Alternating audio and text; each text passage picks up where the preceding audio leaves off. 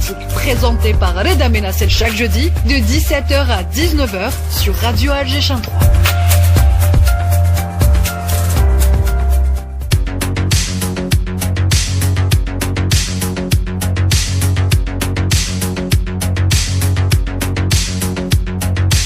Et vous êtes à l'écoute de Médiatique sur Radio Alger 3, présenté par votre serviteur Reda Menassel avec Hassib Adjebloun à la réalisation. Aujourd'hui, l'émission sera ripollinée de vert puisque nous allons nous intéresser aux startups algériennes qui activent dans le domaine de l'écologie. Quel est l'impact des nouvelles technologies sur la nature? Où se situe notre pays dans cette course mondiale et effrénée au green? Ce sont quelques-unes des questions que nous allons poser à nos invités. En l'occurrence, Safia Wicher et Imen Fetouhi de Permakits, Monsieur Mabrouk Ahmed Arami de Neurocycli, Nabil Abou de Terra des Aides, Monsieur Nasser Abdelli de Voyagit et bien évidemment Ania Saadi, notre chroniqueuse spécialisée. On va commencer par vous, Arami, la start-up Neurocycli. Qu'est-ce que c'est? Très bien, donc Neurocycli, c'est en quelques mots, c'est une plateforme qui va mettre en contact le consommateur algérien avec l'industrie du recyclage. L'idée était de créer un écosystème qui va inciter l'action du tri sélectif chez le consommateur en évoquant bien sûr des rewards, des avantages et des produits et des services en contrepartie à ce geste citoyen. C'est-à-dire de manière plus pratique et pragmatique. Donc si disons un consommateur va sur neurocycli.com, il va s'inscrire, il va recevoir une formation accélérée sur le tri sélectif de ses déchets, il va trouver un mapping plein de points de collecte où il pourra aller déposer ses déchets et recevoir des crédits sur son compte utilisateur. Ces crédits peuvent ensuite être dépensés sur un produit ou un service qui sont à leur disposition dans le marketplace de Neurocycli. Alors que je comprenne bien, j'ai des poubelles chez moi, j'ai des bouteilles en plastique, voilà. J'ai du PET, j'ai du verre, je vais dans vos points de dépôt, de collecte, ouais. Et en fonction de ce que je jette, entre guillemets, j'ai des avantages sur l'application en question. Exactement. Et donc les points de collecte, en fait, c'est un tout autre acteur qu'on a inclus dans cet écosystème, ce sont les associations. On a développé notamment l'application Neurocycli Partner qui va permettre à ces associations d'être affichées sur notre mapping comme étant un point de collecte pour telle matière. Ça va leur permettre aussi de financer un peu leur action en participant à cette chaîne du recyclage. Et donc ils sont un peu le middleman entre le consommateur et l'industrie du recyclage. Et donc j'allais vous poser la question justement sur votre modèle économique. Actuellement sur l'offre au grand public, ce n'est pas encore profitable ni rentable. C'est un investissement que nous faisons avec une vision fixe que l'écosystème, une fois installé, pourra éventuellement attirer plus de consommateurs, donc plus de matériaux recyclables, et donc pourra à un certain moment peut offsetter tout ce que nous sommes en train de dépenser. Donc pour survivre, notre start-up a développé en 2020 Neurocycli Office.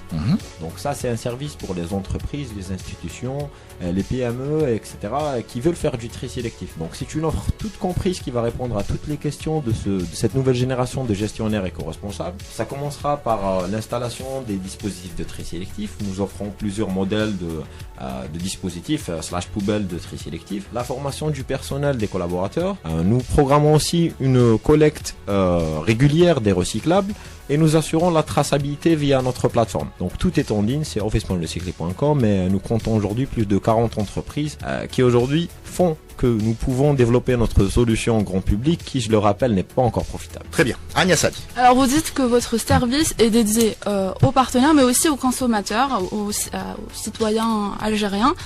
Est-ce que ce citoyen est sensible au recyclage ? Il faut savoir que nous, au début, quand on faisait les premières hypothèses de consommateurs, on s'était dit que les Algériens, que le recyclage et le tri sélectif étaient un peu des concepts aliens aux Algériens. Mais quelques recherches et quelques discussions avec ma maman m'ont fait comprendre que c'était bien le contraire, quelque chose qui était déjà dans notre culture. C'est-à-dire, ça se traduisait comment? Oui, ça se traduisait, je lui dis à maman, pourquoi... le fameux khobz qu'on laisse de côté? C'est le fameux khobz qui a toujours été trié, qui a toujours développé ses propres circuits informels de recyclage et de récupération.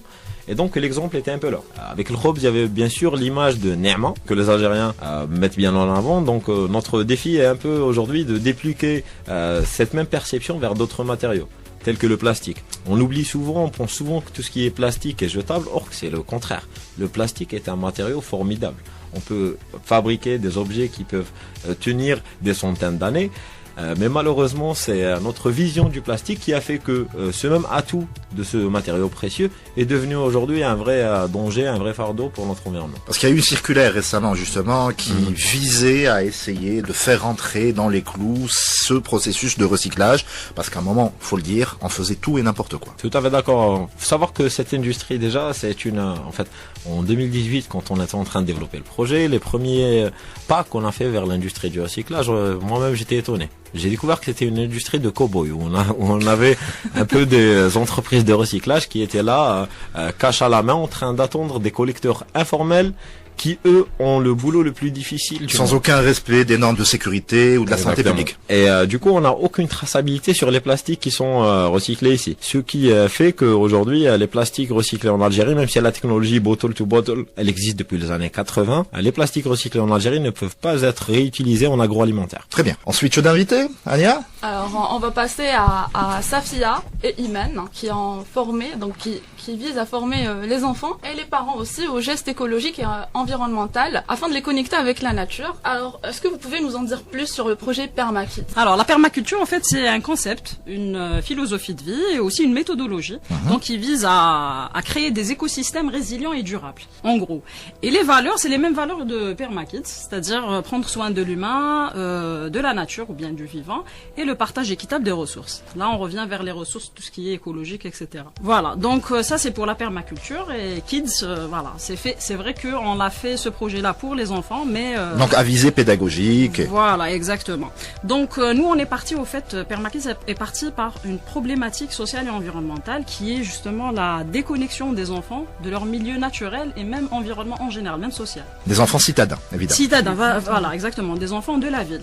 Voilà, et donc du coup, aussi le manque d'autonomie. Donc on a remarqué aussi un manque d'autonomie des enfants. Et donc notre solution, c'était justement de créer des occasions pour cette connexion à travers des sorties pédagogiques dans des fermes où il y a par exemple des fermes agroécologiques, où il y a de l'activité, où il y a de la nature, etc. Et aussi on fait les ateliers, on va dire scolaires, où on aménage des espaces pédagogiques comme des potagers et où les enfants justement seront en contact avec cette nature-là. L'objectif final, c'est vraiment d'aller vers une génération d'éco-citoyens. Et ils sont curieux, ils sont réceptifs à tout ça? Très curieux. Très curieux. Au fait, c'est la manière dont on le fait. On le fait en jouant, en s'amusant. Ouais. Au fait, on peut aller d'une... Pourquoi je pose la question, pardon? Pourquoi je pose la question? Parce que j'ai le souvenir de l'herbier qu'on faisait au CEM. Et franchement, c'était un peu plus soporifique. Ouais. Vraiment. Oui. Alors déjà, ça se fait pas sur une table en classe. Entre quatre murs, ça se fait en pleine nature. On utilise voilà tout ce qui est à portée de main. Les enfants ont des feuilles blanches, des crayons. Ils peuvent prendre des empreintes. Donc c'est un effet magique. Hein. Oui. Ils mettent la feuille par en bas, ils repassent avec leur crayon et la feuille apparaît avec toutes les rainures. C'est le genre de travaux pratiques en fait. Exactement. Ça peut être aussi dans la créativité, dans l'artistique, car ils ont aussi la possibilité de le faire avec de l'argile ou de la pâte autodurcissante. Voilà, et développer. Et comment vous conciliez cela avec les parents aussi, vu que vous proposez aussi cette activité aux parents? Justement, au fait, la sortie par exemple à la ferme, c'est vraiment une journée partagée entre enfants et parents. Il y a des moments où l'enfant est juste avec nous, donc les parents vont faire leur petite visite, être entre adultes. Mais il y a des moments, par exemple, quand on fait l'identification, par exemple, rechercher la feuille versus, on va dire, l'arbre, par exemple, c'est carrément un jeu de groupe entre enfants et parents, par exemple. C'est au fait, même les parents leur offrent ce moment-là de complicité, parce que pendant la semaine, en général, ils travaillent et tout, et donc quand on programme une sortie par exemple le week-end, donc là ça leur permet vraiment d'avoir ces moments de complicité, de partage, etc. Ça change du plateau repas face à la télévision. Exactement, et même les parents apprennent, hein, parce qu'il faut dire en ce moment, il y a beaucoup de parents qui savent pas, qui connaissent pas ou reconnaissent pas les légumes de saison, les produits de saison, etc., etc. Donc ça reste que même eux ils apprennent. Voilà. Très bien. Pour revenir sur la thématique de l'émission, pourquoi avoir choisi ce modèle de start-up? Alors, ce modèle. Alors nous, au fait, moi, personnellement, je me dis pas vraiment start-up. Hein.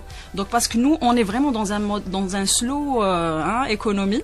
Donc aussi, pour notre départ, il est vraiment, on peut dire que c'est un marché de niche parce que c'est les gens vraiment très sensibles à ces problématiques, on va dire environnementales et l'éducation de leurs enfants qui viennent, on va dire, dans nos sorties. C'est-à-dire, on va pas dire que nos sorties, c'est tout le monde qui vient. Hein.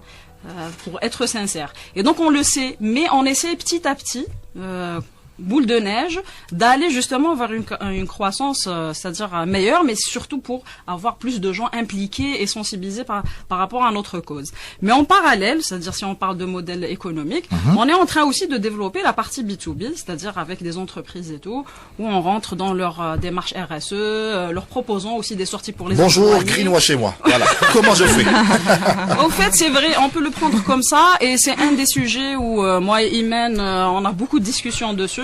C'est vrai que éthiquement, on se dit peut-être on participe à ça, mais on se dit de toutes les manières, ces ressources-là, elles sont là. Le pollueur-payeur. Donc voilà.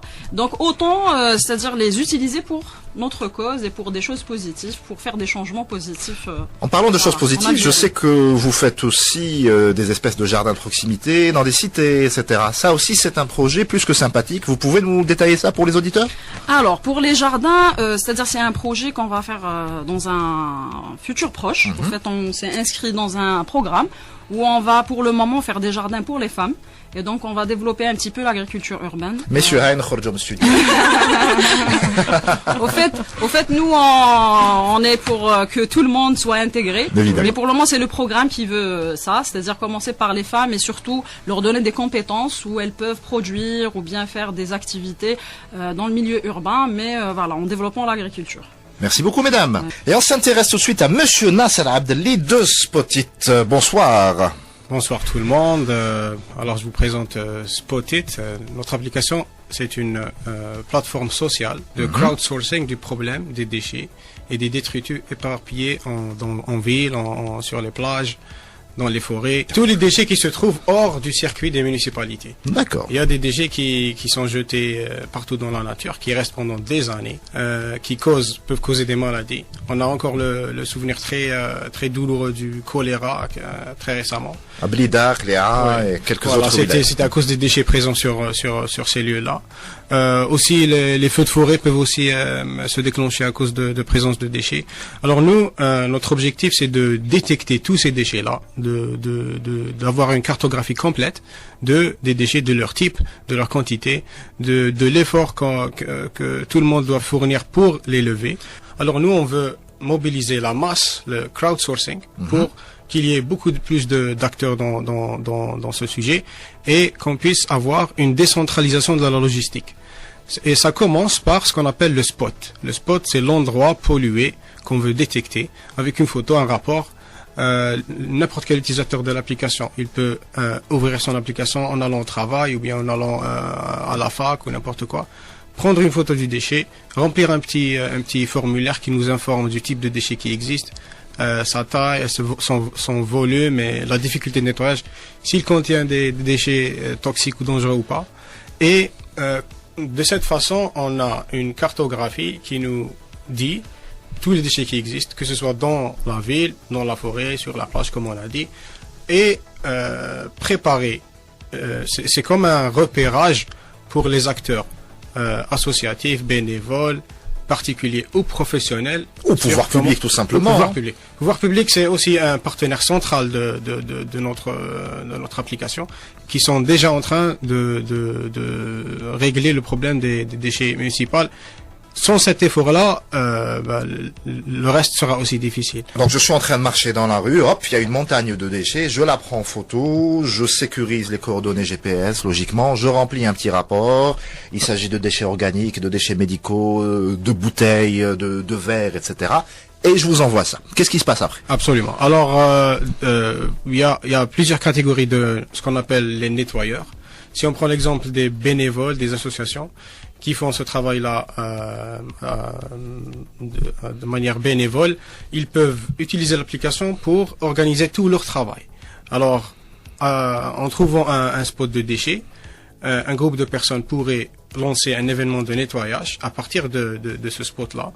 Et la date et le lieu seront communiqués à tous les participants ou tous ceux qui suivent cette zone-là. Disons que vous habitez à Cheraga, par exemple. Dès qu'il y a un nouveau spot sur Cheraga, vous êtes notifié immédiatement que ce déchet existe. Maintenant, il faut prendre, c'est à vous, autant que bénévole, de s'organiser, qui peut y aller, qui est libre tel jour, et il faudrait aussi, est-ce qu'il faut des camions, est-ce qu'il faut des gants, est-ce qu'il faut des pelles, quel est le matériel idoine pour la récupération. Et c'est là notre rôle pour l'appui de ces actions bénévoles, c'est de s'assurer avec nos partenaires et avec nos sponsors de procurer les logistiques de l'action du nettoyage elle-même, et aussi de la levée de ces déchets-là.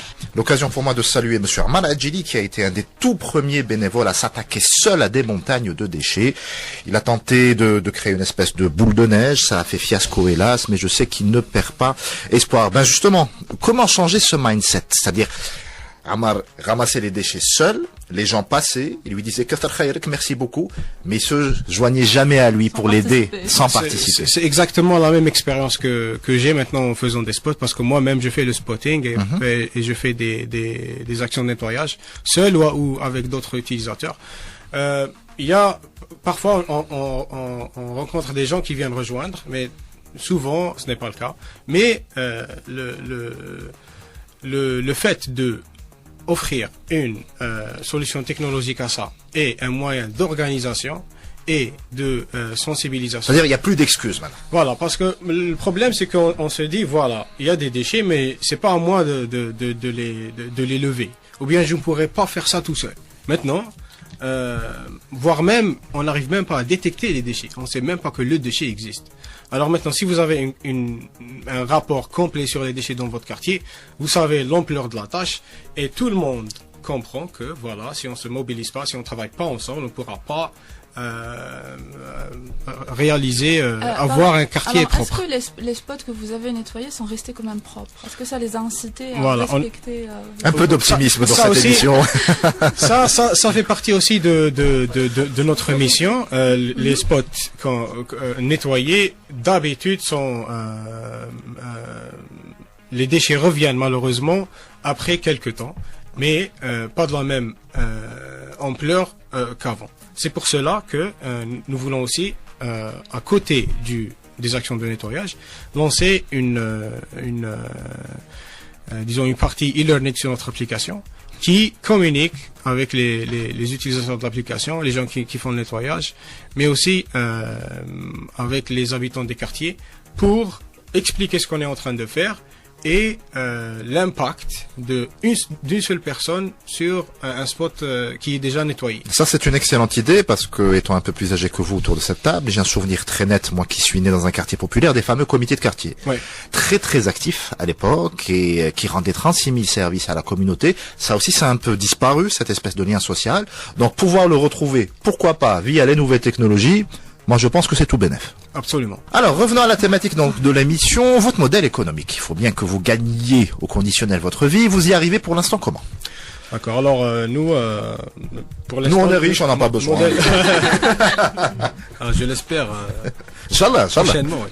Alors le modèle économique actuel, c'est se fait autour des actions bénévoles et de l'organisation d'événements de nettoyage. Donc c'est du sponsoring. Sponsoring, oui. Sponsoring pour l'instant, mais aussi dans le pipeline, nous avons un modèle de monétisation qui sera aussi dans le même objectif de mobiliser et de renforcer cet effet de collaboration de masse à travers le crowdfunding de spot. Si c'est un spot compliqué que des bénévoles ne pourront pas traiter, faire seul. Voilà, alors on fera appel à des professionnels. Et comment financer ça? À travers le crowdfunding. Les personnes intéressées, les entreprises, même les pouvoirs publics pourront contribuer à financer un spot et qui sera levé par des professionnels. Alors avec 60 utilisateurs, on a couvert la commune de Mbignan avec 280 spots et aussi 30 événements de nettoyage. Pour l'instant, disons les déchets, les sacs qu'on a collectés, on les a juste ramenés vers les points de collecte de municipalité. Mais nous visons d'établir des liens avec des entreprises concernées pour adopter l'application. Un collecteur pourrait juste ouvrir l'application, suivre les spots bleus, s'y diriger avec un itinéraire clair pour lever ces déchets-là. Alors maintenant, la prochaine phase pour nous, c'est d'ouvrir un plus grand public et d'organiser des campagnes de nettoyage, possiblement une compétition entre quartiers, disons. Je suis sûr que ça marcherait. Ça. Voilà. Si on fait une compétition de quartier le plus propre, les habitants des quartiers seront eux-mêmes responsables de faire les spotting, les rapports. Ils seront aussi chargés de s'organiser et de créer des groupes de nettoyage. La Coupe d'Algérie du quartier le plus propre. Voilà. Ça, je suis sûr que ça marcherait. Voilà. Évidemment, je prends 10% sur le nom de domaine. Et on s'intéresse tout de suite à notre dernier invité. Il s'agit de monsieur Nabil Aboud de Voyagite. Nabil, bonsoir. Bonsoir Aleda. Ça va? Ça va très bien. Alors, Voyagite, qu'est-ce que c'est? Voyagite, c'est une façade numérique. Donc, c'est la façade numérique de notre entreprise. Donc, on est une entreprise une entreprise sociale spécialisée dans le tourisme local et africain. Donc, cela fait presque 13 ans qu'on travaille sur la promotion du tourisme éco-responsable en Algérie, à travers notre premier projet qui était Caravane des Feuilles. Par la suite, on est passé, on va dire, du milieu associatif vers le milieu de l'entrepreneuriat social depuis, on va dire, 2015-2016. De toute façon, généralement, c'est un peu votre profil à tous autour de la table. Ça commence par du bénévolat, par de l'investissement, par le milieu associatif. Et à un moment, on se dit, bon, ça serait bien aussi de professionnaliser tout ça et de se lancer et de se jeter du grand plongeoir de l'entrepreneuriat. Généralement, c'est dans un souci de continuation. Donc, parce qu'à un moment, donc, on est confronté à un choix entre continuer à consacrer du temps à du bénévolat et gagner sa vie. On va dire, gagner sa vie, on va dire, bon, correctement ou pas, je sais pas, mais on va dire que on est là. Ne me lancez pas sur ça, ne me lancez pas sur ça. On va dire qu'on est là pour faire ce qu'il faut pour avoir un impact positif. Donc, notre mission principale, c'est de faire du tourisme un levier pour l'amélioration du cadre et de la qualité de vie des populations locales. On n'y arrive pas encore correctement, mais on va dire il y a du positif. Donc on arrive à insérer des personnes dans les chaînes de valeur de nos produits touristiques, mais on aimerait, on va dire, pouvoir faire plus que ça, et on y travaille pour. Mais ça impliquerait quoi, au juste d'être un voyageur responsable? Est-ce que ça implique de prendre moins l'avion, faire du tourisme de proximité? Donc on va dire que l'écotourisme, c'est une forme de tourisme durable qui est la plus difficile à mettre en place. Déjà, l'écotourisme, c'est un tourisme qui se pratique dans des régions peu ou pas perturbées par l'homme. Donc il doit, on va dire, réunir un certain nombre de conditions. Donc de 1, je dois réduire mon impact social environnemental, dans le sens où on essaye de réduire au maximum notre impact, que ce soit sur le plan, par exemple, changement climatique, réduire les émissions de gaz à effet de serre, donc réduire Exactement, sachant que chaque année le tourisme émet 8% des émissions de gaz à effet de serre. Voilà, exactement. Donc réduire mon utilisation des ressources de la région, l'eau qui est, on va dire, la ressource la plus importante. Donc, mais aussi donc essayer d'être, on va dire, équitable sur le plan économique. Donc apporter un plus. Donc nous, dans nos circuits, donc du moins on essaye d'intégrer tout le temps les populations locales. Donc guides locaux, hébergement chez l'habitant, table d'hôtes. C'est pas toujours évident, mais on essaye de le faire. On essaye aussi d'apporter un certain savoir et savoir-faire. Donc former, sensibiliser les populations locales, les pousser à, on va dire, rejoindre cette chaîne de valeur du produit touristique. Donc bien sûr, donc il y a le côté social, il y a aussi le côté économique. Il faut que le tourisme soit créateur de valeur et de richesse. Très bien, on arrive presque à la fin de l'émission, on fait un dernier tour de table. Si vous aviez chacun et chacune comme ça une baguette magique, une première mesure concrète à mettre en place, ça serait laquelle, mesdames de Permakit? Au fait, moi, j'ai besoin de faire plusieurs vœux avec la baguette magique. J'imagine. Mais en tout cas, par rapport à Permakit, j'espère que il y aura plus de parents sensibles on va dire, à la problématique qu'on pose et par rapport, c'est-à-dire aux solutions qu'on propose aussi, et qu'on puisse vraiment avoir un impact positif en Algérie et qu'on puisse vraiment former une génération éco-citoyenne. Voilà. Nasser Abdelli, même question. Bah, si j'avais une baguette magique, je voudrais améliorer le téléchargement pour mon application déjà. Lui, il est plus pragmatique. C'est chiffré. Et tout. Rami, de nos recycler. Mais aussi, je changerais la responsabilisation.